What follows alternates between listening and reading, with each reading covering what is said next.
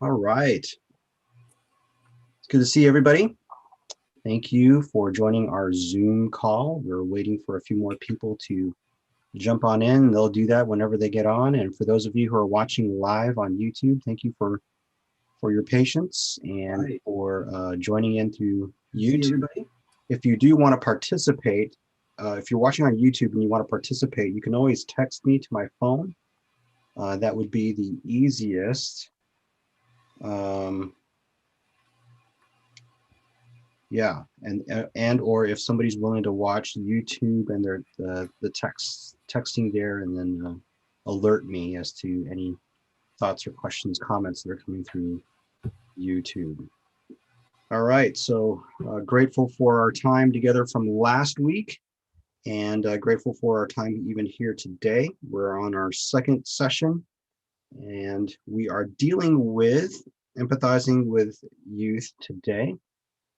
And so to go ahead and start, let's go ahead and ask John Luke, would you be willing to open us up with prayer? Sure. Dear Lord, thank you that we are all able to come together this beginning of Sabbath, that we may talk about growing young in our church and we may explore the topic of empathizing with the young people in our church. I ask that you inspire each of us to have knowledge and insight and be willing to speak up about how to address this issue. Thank you for your many blessings and continue to bless us throughout this topic. Amen. Amen. All right. Well, thank you, John Luke, for joining us here. Jonathan Gardner, thank you as well. JP is in the background with our production. Elsie, thank you as well. Deb, and is Nick there as well? Okay, I think he's there. Yes, and Nick is here. He's here.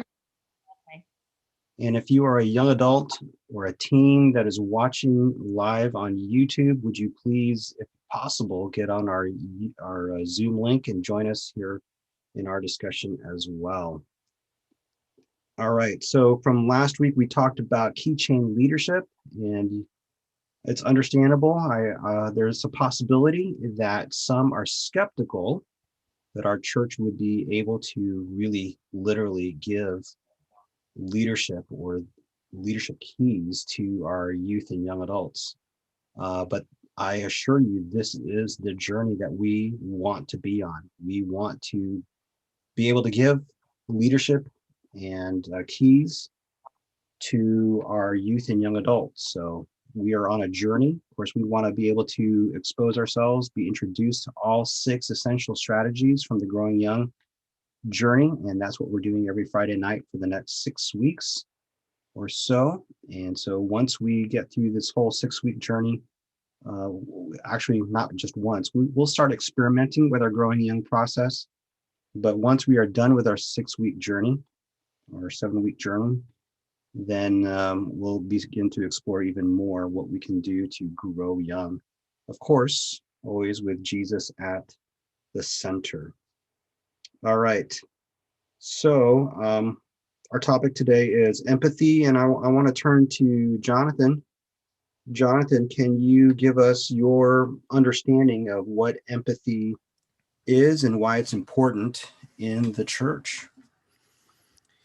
Yeah. Empathy, the book we've been working with, I think this is generally just a good definition. By empathy, we mean feeling with young people. And so it's making an effort to experience emotion or sense or experience as much as possible with somebody else. It's a little bit different than sympathy, which is a bit more distant, a bit more removed, where you are seeking to more cognitively understand someone's feelings or experience. With empathy, it's more trying to walk with somebody. Walk a mile in their shoes is a common expression. And a big part of empathy is just listening, just acknowledging someone else's experience, someone else's journey, and not comparing it to your own, not trying to make their experience like yours, but recognize, affirm, relate to someone else's experience as their own experience that is theirs, and validating it. That's probably one of the biggest keys, I think, in empathy, is validating someone else's emotions, validating their thoughts, validating their experiences. So what makes this essential is this is just a fundamental Christian principle, in that no one wants to have a bunch of people going around telling you what to do, especially if they don't understand. A phrase my mom likes to throw out there all the time is, people do not care how much you know until they know how much you care. And to relate to anyone, young people, young adults, of which I guess I sort of consider myself one. I'm on the edge, I suppose. But to relate, whether relating with elderly people or middle age, young adult, whatever life stage, people need to know how much you care, and empathy is the primary way that that's demonstrated. And it's mostly, again, it's listening, it's validating, it's not judging, it's not even offering advice or telling people what to do. Most of the time with empathy, people just want a listening ear. And especially recognizing that everyone else's experience is different.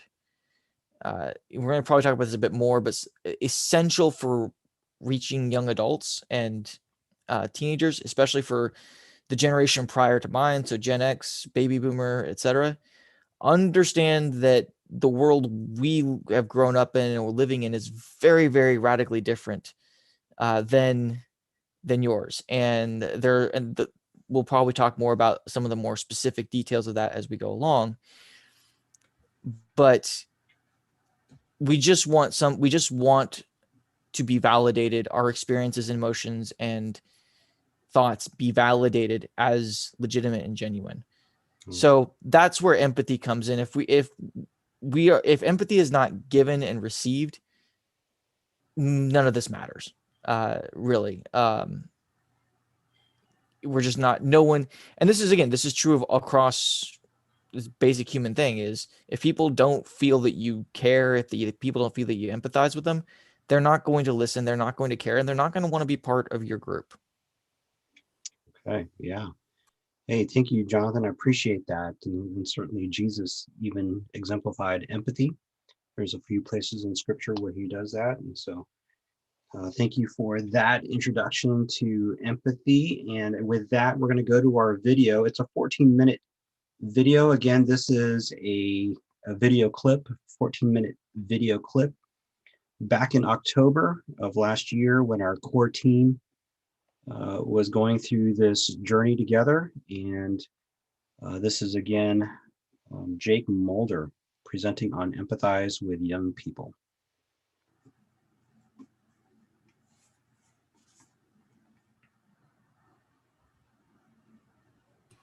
Okay, I'm going to start playing the video. Hopefully this works. So our second core commitment is to empathize with today's young people. And I want to start with the opposite of empathy, which is judgment. I'm curious, what labels do you hear when you think about young people? Okay, what labels do you hear applied to young people? Now you can either chat in a label or you may unmute yourself and share one, but what labels do we hear used and applied to young people today? Rebellious, worldly, inexperienced, entitled, lazy, immature, rebellious, not motivated to do much, loud, lazy, undisciplined, two-faced, not committed. All right, we've got some coming in. You can go ahead and follow the chat. Let me show you one that came from Time Magazine a few years ago. The me generation, millennials, are lazy, entitled narcissists who still live with their parents. But then the subtitle of that was Why They Will Save Us All. And I think that what this shows is kind of the dual perspectives that are present about young people today. And it's into this polarized environment that what we're inviting churches to consider is empathy. How can our churches respond with empathy? And when we say empathy, what we mean is feeling with young people. When we say empathy, what we mean is sitting on the curb with them. It's moving past frustration or judgment and figuring out how to step into their shoes. What we're inviting churches into is empathy. Now, Brene Brown says it this way. Brene Brown is an author who focuses on shame, guilt, empathy. She says, empathy fuels connection, but sympathy drives disconnection. And what I want to do next, I want to share a video with you.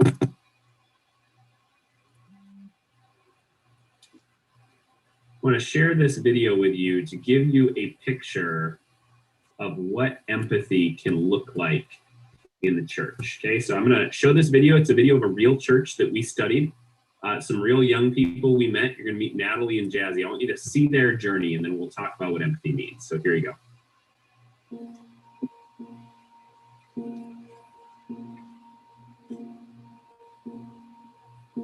Discipleship was not a word that I heard growing up. No one said, oh, I disciple so-and-so. We just kind of did it.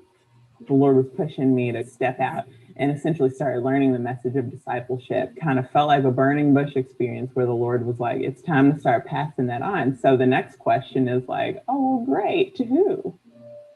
My family had come to fellowship when I was in the 7th grade, and they put me in a youth group. And I didn't like youth group because at an old church, I was the only Black kid in my youth group, and I didn't want to feel singled out. I had the worst attitude. I didn't want to be there.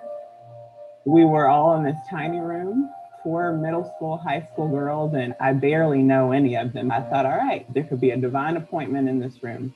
So I'm just going to keep praying, and I'm going to wait. I'm going to let God speak. And I kid you not, there was one in the room who was like, not having anything artificial. And she sat beside me, and I was like, who is this woman? Like, why is she here? Like, she's 20-something, and she keeps talking to us and wants to be like our Sunday school teacher, but it's not even Sunday school. But she like had this gentle persistence about her that I didn't notice.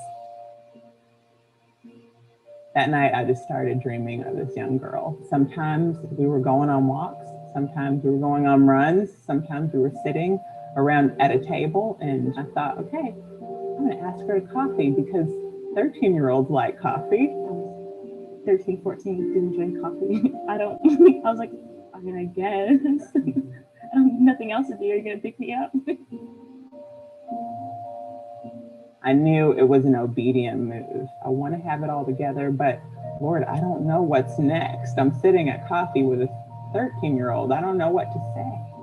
It's like, just pursue an honest conversation. Just talk to her.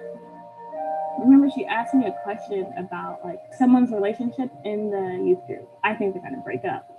And usually if I talk to an adult like that about another adult, the adult would say like, well, you don't know anything, like you're just a little girl, or like that's rude, how do you know? But she didn't say that to me. She kind of had a conversation with me about what I just said, and it wasn't a conversation of like correction. It was just a conversation between a person and a person. I mean, when you're 13 and you're in school and you have parents and everyone's older than you and telling you what to do, but then this one person comes into your life and like, here's what you say. I'm really emotional, but that like melted my heart. And I think that gave like she could have said anything to me after that and I would have hurt her. So she calls me her sister, or her sisters. People are not projects.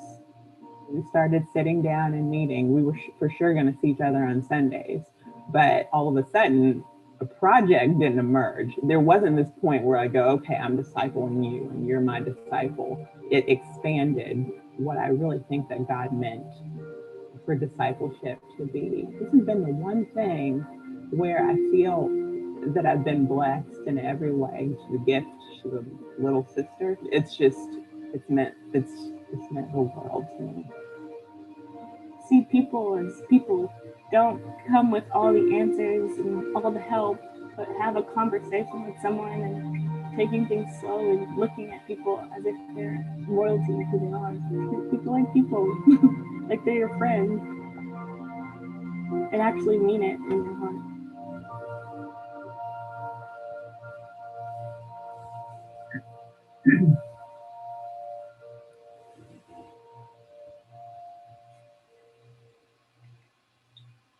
So I want to invite you to think about, what does empathy look like in the church based on that video? Okay, now welcome you to either chat in, you can unmute yourself, but what does empathy look like in the church according to that video? There's a few things that have already shown up. People are not projects, right? I just talked to her. I wasn't there to give advice or tell her what to do, but to ask, to be together, and to listen. Greg, to listen without judgment, to engage genuinely. I've probably seen that video about 1,000 times. And what strikes me over and over again is how simple the video is, right? It just shows this genuine journey of discussion and relationship.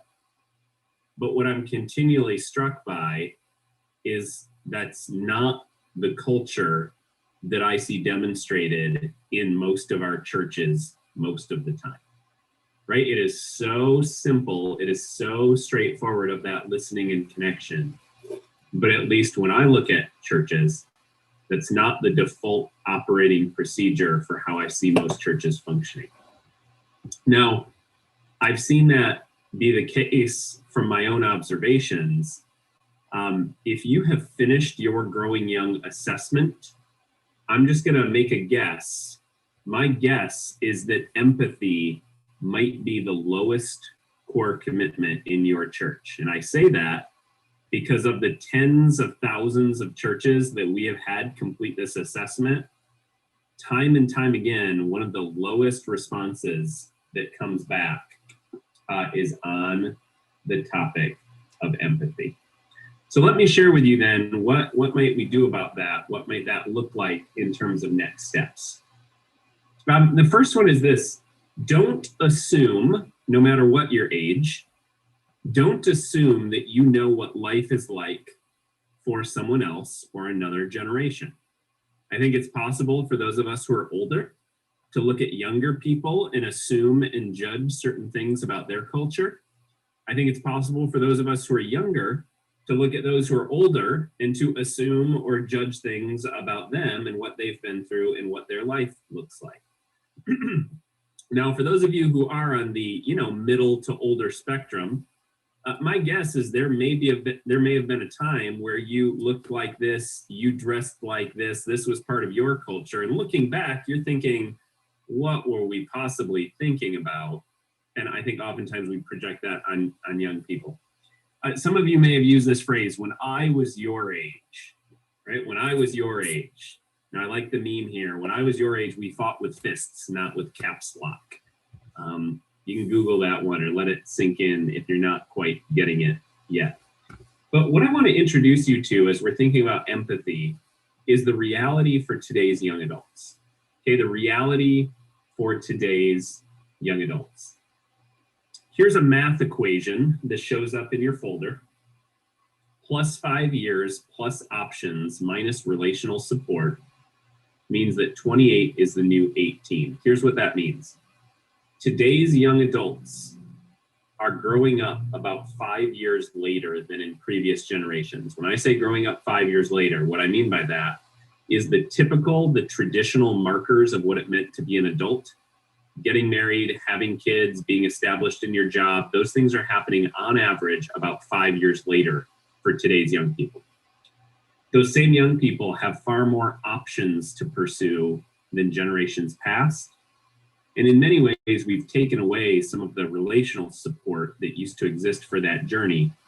The result of that is oftentimes today's 28-year-olds can seem like yesterday's 18-year-olds.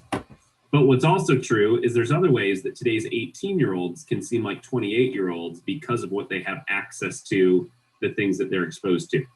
If math is not your thing and you prefer a diagram, here's a diagram for that. So this is the world as it was. If you grew up a generation or two ago, you might have started out, you're born, but at some point you get into high school.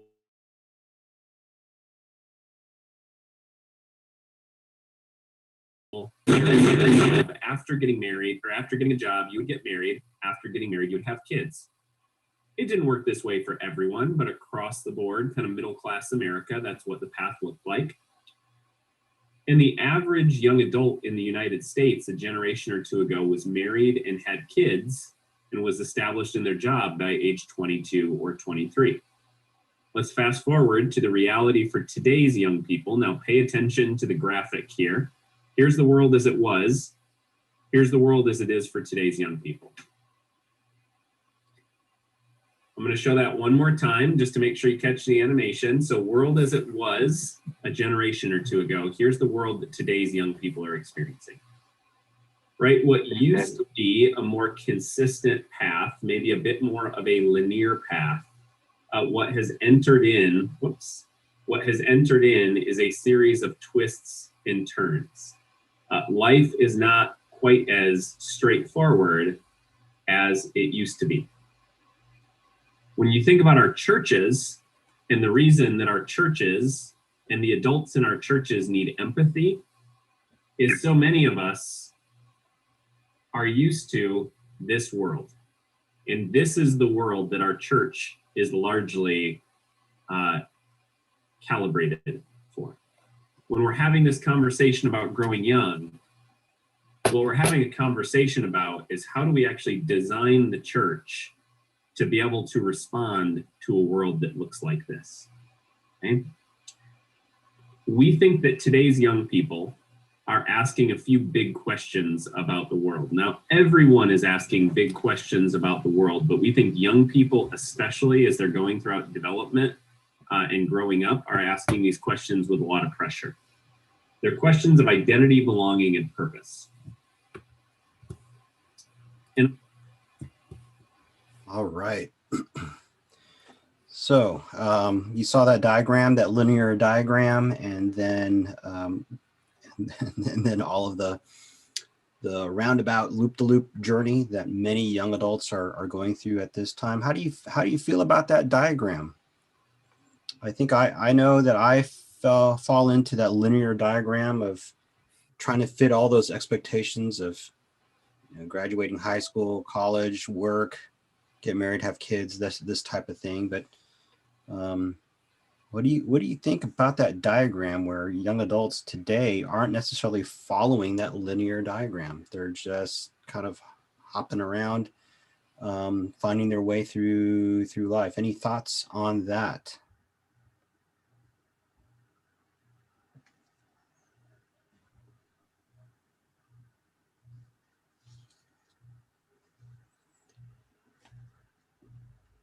One of the interesting things that Jake Mulder said is that it would be interesting how churches can design their church to meet the needs of young adults in that way.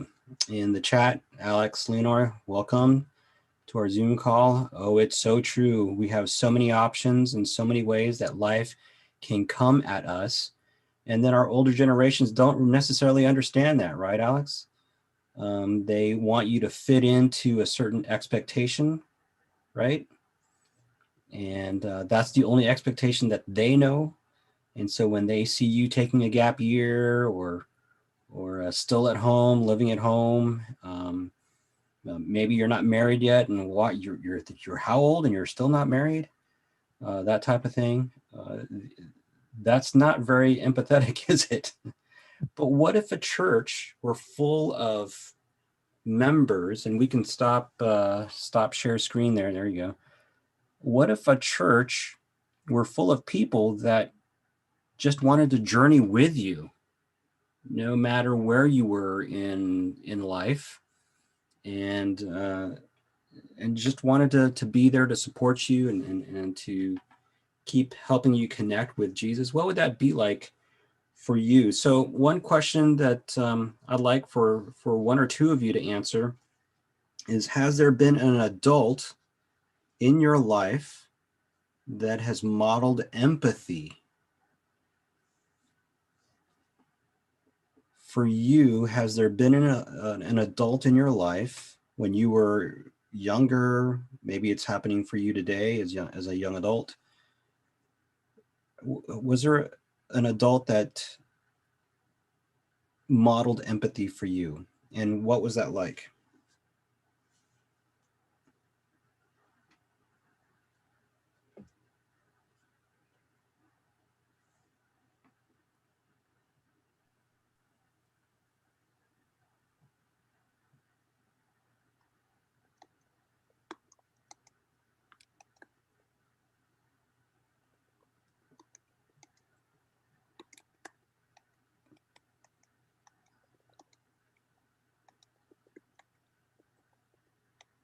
I'm trying to think of an answer to the.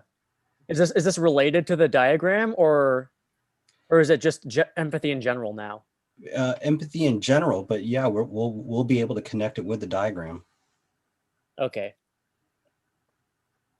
I can't think of anybody in particular, but I guess a quality that I've admired about older, or I guess people older than me nowadays, is when I guess when part of the empathy, they affirm that life is crazy and that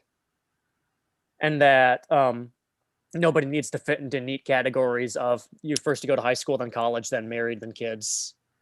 I'll often see that I guess I can't really describe.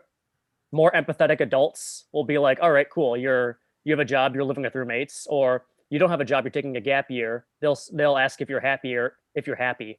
They'll ask if you feel like you are driven, or they'll ask if you feel like you're successful. They make sure that no matter what step you are in that crazy diagram, that you're happy where you are.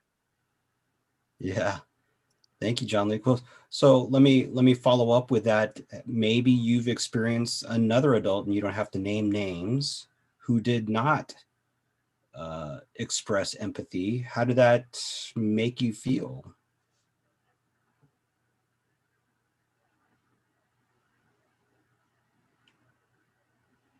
Okay, John Luke, you can talk about your mother. I just know that I find myself, I very much had my first job and got married at 23. It was exactly that, high school, college. I mean, I did get married before the end of college, but I was marrying a university staff member. So, but we got married, and then we went off and I got a job. He had already had a job, of course, at 23. And then, kids came later after the job. And I just find myself saying to my, boys, okay, you're 23. Where is the next steps? And I'm very happy that they're home with me. I have no problem with their home with me, but it's just, and my kids tell me that life is different, that things aren't that exact thing. Things aren't that linear anymore. Yeah. Very good.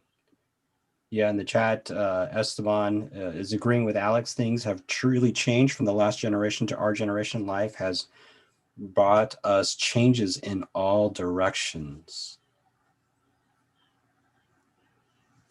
Continuing on as well, Alex Leonore in the chat, one of my EMT teachers modeled empathy when I didn't quite know where I wanted to take my college career. He made it clear that he was here to listen, and if I wanted advice, that I could ask anytime. We then swapped stories about difficult life decisions and really bonded. It's nice to have those mentors or adults that are just willing to journey with you. And certainly I know that in the people that I've come across in ministry, you want to be able to meet them where they're at. And I know you hear that phrase many times in church or in ministry, but that's exactly what Jesus did. He came down to this earth, met us where we were at. And how crazy life takes us spiritually, Jesus is just going to be there to journey with us. All right, anybody have a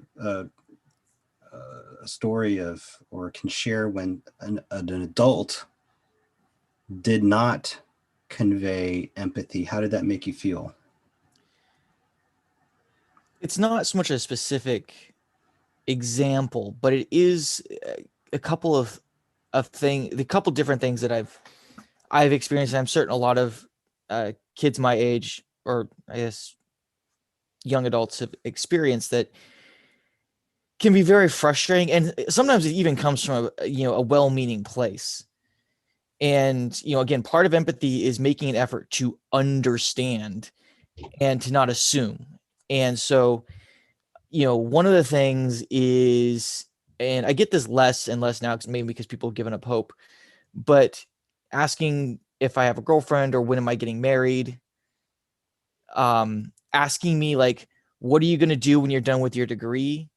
And again, comes from a well-meaning place, but it reinforces that linear expectation and that, that thinking that this is the correct path. You're supposed to go from A to B to C to D.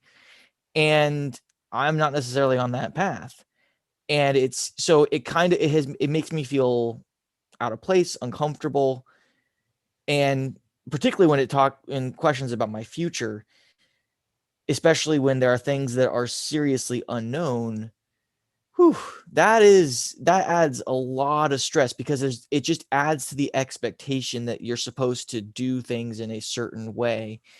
And it's like, I don't know if my life is going to go the way it's quote unquote supposed to go. And again, it creates this kind of expectation and then pressure that kind of just sits down on your shoulders. The other thing is often unsolicited advice. That can be unsolicited advice. Yes, that can be very frustrating, because it's things where it's like not understanding that college tuition has gone up 1,800% in the last 20, 30 years and wages haven't. And, like, well, why don't you just do this? Because I can't, for a long list of reasons.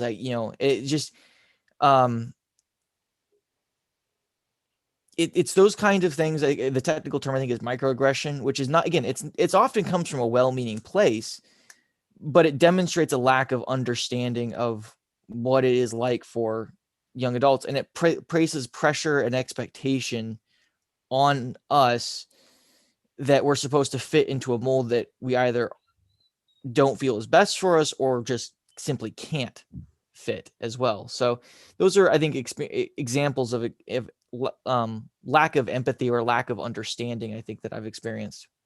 So Jonathan, I think you labeled it or called it microaggression. That's a nice little term there. When you experience that, I mean, let's say that happens in the fellowship hall of church, right, during potluck or something. What is the likelihood of you wanting to go back to potluck, to fellowship hall, and hang out with those same people? Not likely, because it's stressful. And just to be clear, with microaggressions are things that people do that they aren't aware of that they're doing. That's why it's micro, it's small, it's not necessarily intentional. It usually isn't, it even comes from a good place. But like, yeah, no, it adds stress. Like, it's just like, if I'm going to go to potluck and, I want to de-stress. I don't want to be sitting there thinking and having to think about how I'm not married or dating or relatively or even remotely close. I mean, the closest thing I have is a dog. So, it's like, or thinking about like, what am I going to do when I'm done with my degree? And then like, do I have a job lined up? Well, no, I don't. And now what am I going to do with student loans? And like, those are all suddenly questions that start flooding in when I'm presented again with this kind of expected path. And again, those questions may come from a very good place, but they also show a lack of understanding of the situation that most young adults find ourselves in. And so again, it just stresses me out. Like, it's like, I don't want to go back there. I want to go home and hang out with my dog. He relaxes me. So, and potluck suddenly becomes a very stressful place. Yeah, my pet gets me, right? And so we wonder, maybe leaders in the church today are wondering, well, where are our young adults? Why are they not here? And maybe we are the reason why our young adults are not at church. In the chat, Esteban says that his parents have modeled empathy for him. He appreciates that. Alex Also, when I went to Sabbath school one time, a conversation opened up about things that we spiritually struggle with. I tried opening up about how I struggled with swearing. The adult in the room said that they never struggled with that and just didn't swear, and that it was easy to deal with. But it was hard for me and harder to share after that, and made it feel like I couldn't open up about hard things or bring people who struggled with harder things. So true, right? Like, I kind of like the phrase, Jonathan, microaggression. How many times does that happen in Sabbath school, adult Sabbath school? And maybe we're wondering, why can't I fit in the adult Sabbath school? I just finished teen Sabbath school, and now the expectation is just go straight into the adult Sabbath school class. But do our young adults really feel safe to explore their journey in the adult Sabbath school class?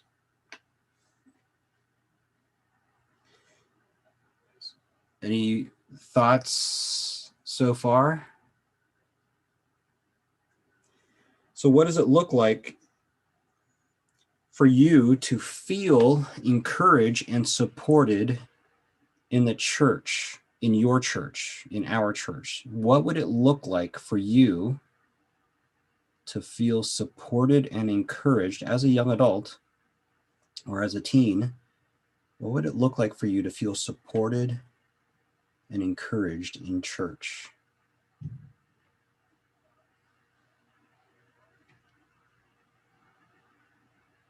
What are our leaders doing? What are our adults doing? I guess a really simple thing. I think we've already discussed how it's often instinctual to ask the question about the next step in your life. Like, oh, you're working on college, what's your next step? Oh, you're done with college, what's your next step? I think a lot of people are much more interested oftentimes in talking about what's going on with them right now. Like, I would assume that Jonathan's much more interested in talking about his dog and what he does with his dog than next steps in life. And So that's probably much. true about, actually, that's probably true about anybody besides young people. I think a lot of people are more interested in talking about their current experience rather than next steps. And maybe when you try that sort of conversational route, empathy comes a lot easier because you don't run into the same roadblocks then. Yeah, so maybe some advice for us adults is focus on the now. What is the now like? Help me understand what the joys that you're experiencing, or the stresses that you're experiencing. And then for me as an adult, maybe, hey, I don't need to judge, right? Just enjoy the journey with them, or like Jesus, to be sad when it's time to be sad with the people that you're journeying with. So maybe adults interacting with young adults and just being interested in what they're experiencing right now in their lives. Yeah.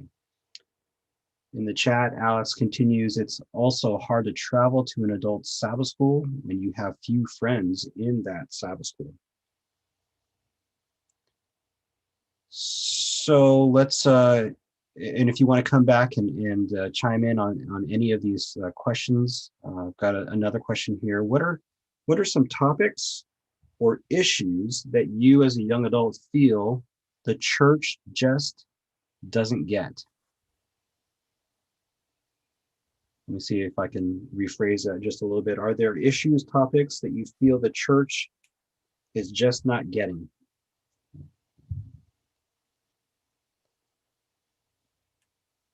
The economy, like, it sounds cliche, but so, like, so many things about that stress us out are economically related, whether it's marriage, it's college, it's getting a job, buying a house, all of having kids, all of these things. It's like, look, man, we get what we can get, but it isn't, if I could snap my jobs and have a job and a house and all that, I would, but it doesn't work that way anymore. And that's probably, I think, like, what does the economy and economics look like for someone in their 20s and maybe even early 30s compared to what it looked like 20, 30 years ago. Like, what does that look like now? Like, what's it like entering the job market now versus then? What's it like with student loans and student debt now versus then? So, stuff like getting married now versus then. I think the economics of life for a young adult are radically different than they were 20, 30 years ago. And that's something I definitely wish a lot of, Gen X and baby boomers got more is, we're doing our best here, man. Like, but it's not as easy. It certainly doesn't feel as easy as it was made out to be. Okay. Yeah. So, this John Luke, Jonathan, Alex, Esteban, what this would require of me as an adult is, wow, I need to pause a little bit longer and well, like what we've been talking about, empathize, really think about from your perspective to try to know you as best as I can and not judge you and just try to understand where you are in life, maybe where you've been, and continue to hope and encourage you for better things in the tomorrows. But what time? If I could speak for all of the other adults that are tuning in or on the Zoom call, what kind of time do I need to sacrifice in order to get to know our young adults and our teens? And one of the things that Growing Young Journey points out is, do we have our teens and our young adults on our calendar? Meaning, are we going to take the time and to be with our youth and young adults just to know them?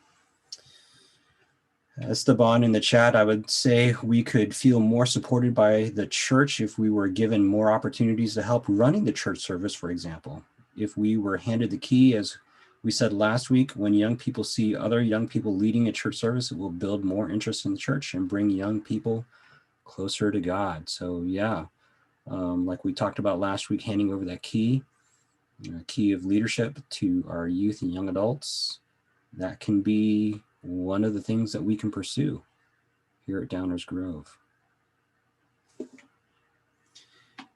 So any other topics, issues that you feel the church just doesn't get it, or the adults in the church just do not get it?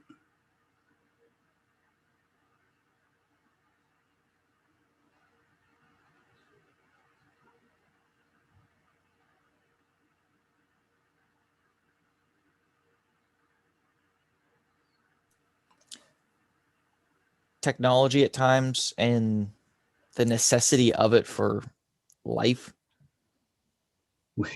Yeah, the pandemic has really allowed some of our older generations to really wake up to the connectedness and technology that we absolutely need. And I'm not necessarily talking about like technological know-how, but just like there's a reason I'm on my phone a lot. There's a reason I'm on my computer a lot. Like, I'm not doing this because I have nothing else to do with my life. Like, this is part of my job. This is part of my, or schooling, I guess, in my case. Like, like the current, technology, phones, computers, etc. Like, that's kind of how a lot of the world works right now. And, I can't just walk away from it. It's like having a car. Like, why don't people walk anymore like they used to back in the day? Well, because you can't really do that anymore. So just having an understanding of why, everyone's reliant on technology. Everyone always has been. And just understanding that, So in other words, just because you're surrounded by technology or devices doesn't mean that we should demonize you yes, as a correct. younger person. It's a necessity. All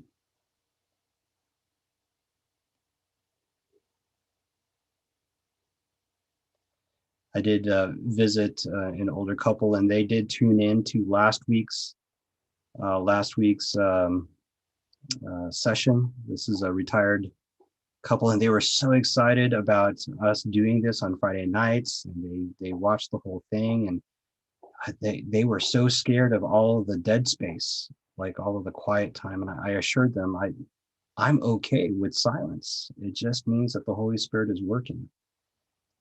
Ivy Rodriguez in the chat, a lot of the sermons are for adults and not meant for youth. They have a hard time understanding how it relates to them. So maybe our messages from up front need to be more geared towards our younger generation.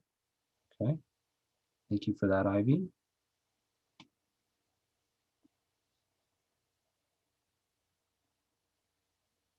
Any other thoughts as to how our church can be more empathetic to our youth and young adults?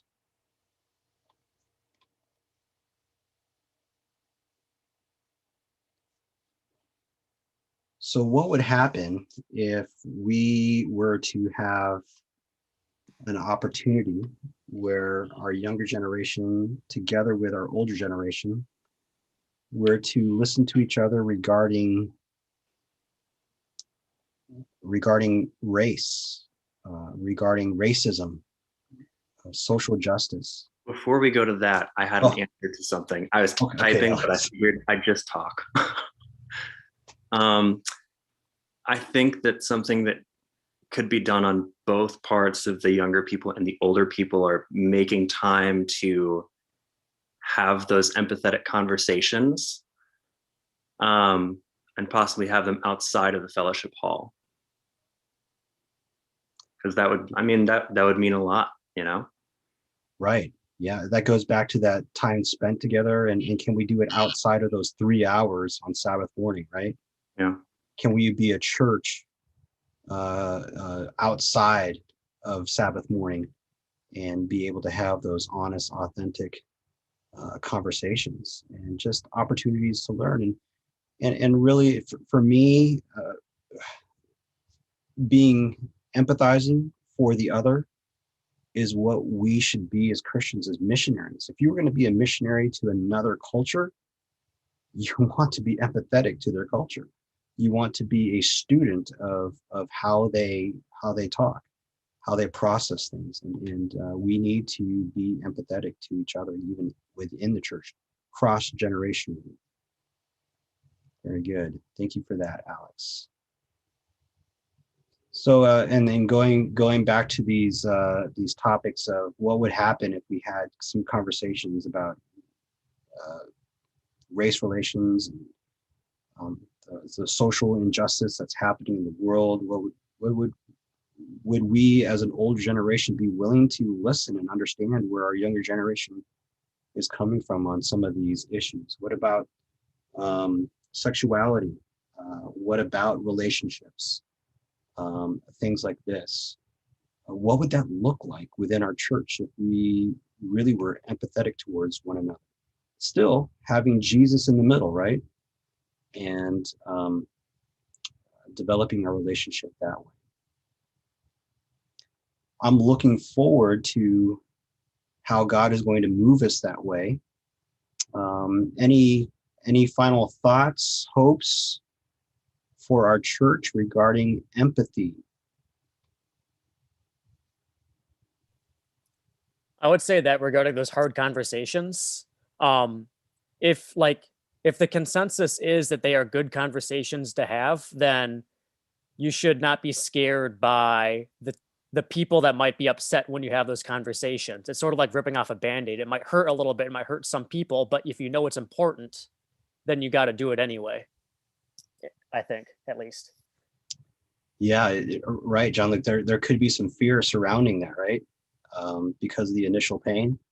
But what I hear you saying is that we kind of need to get below the scab and try to deal with the wounds, the causes of the wound down below. And maybe having these conversations, these real conversations, will allow us to be together intergenerationally as a church. Thank you for that. Any final thoughts as we close out?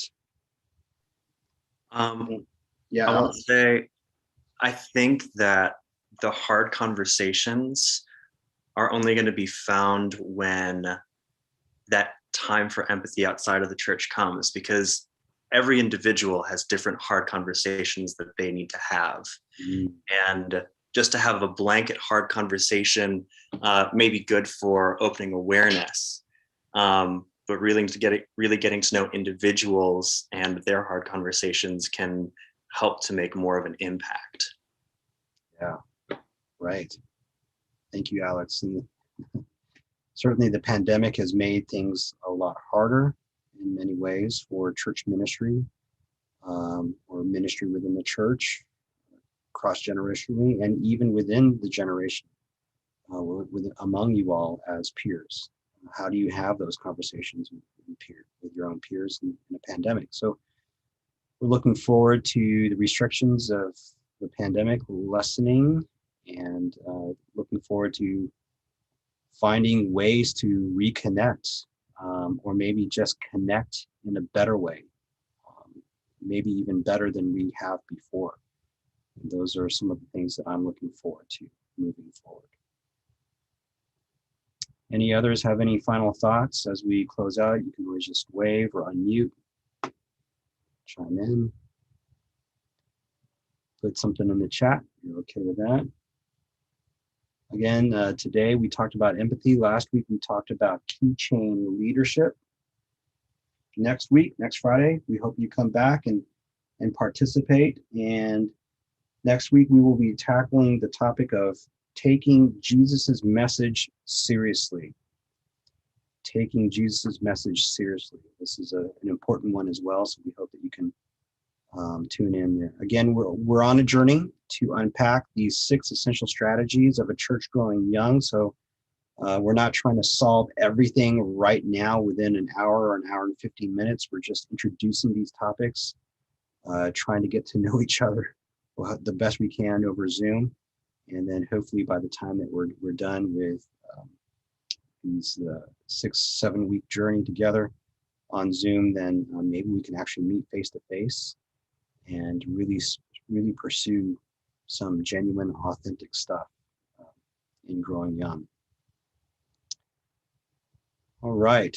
Thank you everyone for participating, and we'll end it here. And let's close with a prayer. And I think we're asking Jonathan to have that closing prayer for us. All right. Heavenly Father, thank you for the willingness in the church and your spirit in this church to really rethink how we do things and recalibrate ourselves in a way that's going to be dynamic and vibrant. At least that's what our goal is here. I ask that you continue to bless us as we work through these issues, work through these things, and work on trying to apply them. Give us wisdom. Thank you for your Sabbath. Help us to rest today and or tonight and throughout tomorrow. We ask for your blessing in your name. Amen. Amen. Thank you, Jonathan. Thank you all. And we certainly want to encourage you to invite another teen, another young adult to our conversation as we introduce more of these topics regarding growing young. All right. Thank you, everyone. God bless you. Thank you, Pastor. Thank you. Have a happy Appreciate Sabbath. you. Happy Sabbath. And thank you, JP, for the support behind the scenes. You're welcome. And goodbye to you on YouTube. God bless you.